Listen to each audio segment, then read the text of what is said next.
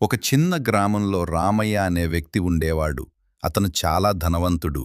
కానీ అతని మనసు మాత్రం చాలా పిసినారిగా ఉండేది. ఎంత డబ్బు ఉన్నా అతను ఎప్పుడూ దానిని ఖర్చు పెట్టడానికి ఇష్టపడేవాడు కాదు.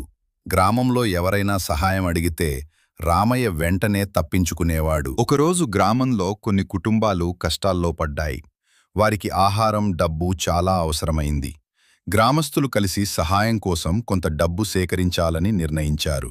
అందరూ తమకు సాధ్యమైనంత ఇచ్చారు. చివరకు రామయ్య దగ్గరకు వెళ్లి సహాయం కోరారు.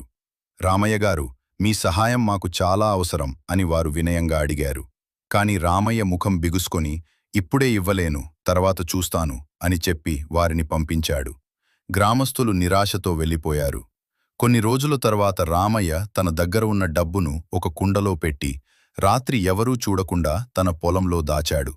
ప్రతిరోజూ అక్కడికి వెళ్లి తన డబ్బును చూసి సంతోషపడేవాడు. ఒకరోజు ఒక దొంగ అతన్ని గమనించాడు. రామయ్య ప్రతిరోజూ ఒకే చోటికి వెళ్లడం చూసి అనుమానం వచ్చింది.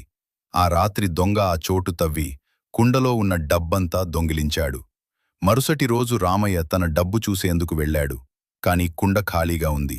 అది చూసి అతను చాలా బాధపడి గట్టిగా ఏడవడం ప్రారంభించాడు. అయ్యో, నా సంపద అంతా పోయింది అని విలపించాడు. అప్పుడే అక్కడికి వచ్చిన ఒక వృద్ధుడు అతని పరిస్థితి చూసి అడిగాడు, ఎందుకు ఇలా బాధపడుతున్నావు? రామయ్య తన కథను చెప్పాడు.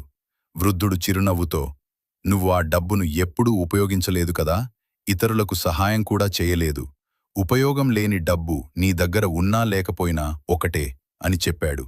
ఆ మాటలు రామయ్యకు బాగా తగిలి